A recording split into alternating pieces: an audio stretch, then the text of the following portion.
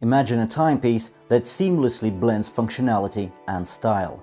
A traveler's companion that's elegant and is practical too. This budget timepiece boasts a striking black and red bezel. The Nibosi is inspired by an iconic watch and as iconic a brand. It offers an automatic movement, an exhibition case back, 30 meters of water resistance, a rotatable bezel, stainless steel case and bracelet. The watch cost me $25. That's it.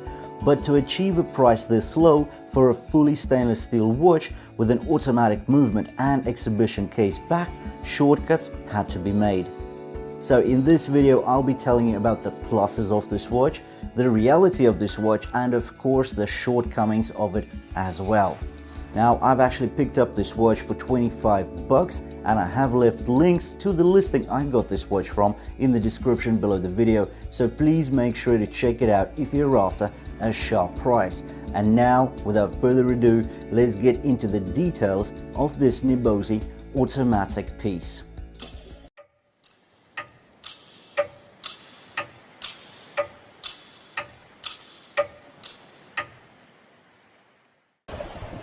With regards to the dimensions, we get a diameter of 40.3 millimeters. The lug-to-lug length is 46 millimeters. The lug-to-lug width is 20 millimeters, and the strap does not taper. The height is 13.5 millimeters without the cyclops. With the cyclops, it's 14.9 millimeters. The weight of the watch is 130 grams after I removed two links from every side of the bracelet to fit my 6.5-inch wrist. When looking from the side, the profile of the watch is flat. The lug hoods do taper down closer to the tips, yet it's more flat rather than tilting down. The flanks have a consistent polished finish, which is continued on the lug hoods on the top of the watch. The transition is smooth, no sharp edges on the bevels or edges of the case. There is a 60-click unidirectional bezel here. We get 24-hour numerals printed on the bezel. Now, the bezel material feels like aluminum.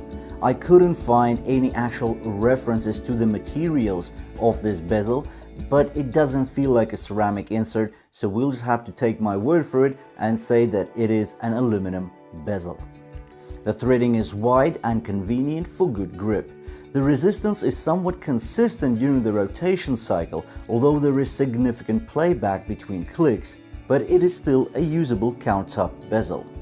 Another positive is that yes, it does align to the 12 o'clock position. On the right hand side we see a medium-sized push-pull crown, which is completely guarded and hence has a vintage aesthetic to it. As we move to the underside, we find an exhibition case back. We see the rotor, which is undecorated. I'm not sure why the mineral crystal here is toned with some serious anti-glare coating. I would prefer if it was the plain, clear mineral glass, so not really sure why this bluish anti-glare coating here is at all. We get a stainless steel bracelet held together by push pins. I was surprised to find inverted end links on such a budget watch. This is like a double surprise. So firstly we get this very modest lug-to-lug length, and now we get inverted end links. Another positive is that the bracelet pivots straight down and really does hug the wrist to the watch. Now if we talk about the bracelet styling, even though the outer links have vertical brushing style, the center links are polished in line with the case styling. Another pleasant surprise is that the bracelet does not feel tacky nor cheap. For this price point, it's very unusual to have such a solid bracelet. It's not rattly, it doesn't feel cheap and empty. It's actually quite heavy, hefty, and very solid.